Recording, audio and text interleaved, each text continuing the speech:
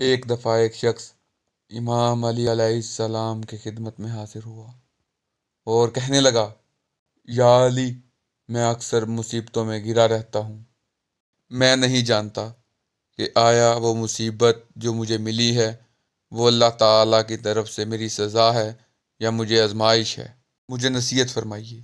بس اس کا یہ کہنا تھا کہ امام علی علیہ السلام نے فرمایا، اے شخص، یاد رکھ، اگر وہ مصیبت جو تجھ پر تیرے رب کی طرف سے آئی ہے وہ تجھے تیرے رب کے قریب لے جائے تو وہ تیرے لیے آزمائش ہے، اور اگر وہ مصیبت تجھے تیرے رب سے دور لے جائے تو وہ تیرے لیے تیرے رب کی طرف سے سزا ہے۔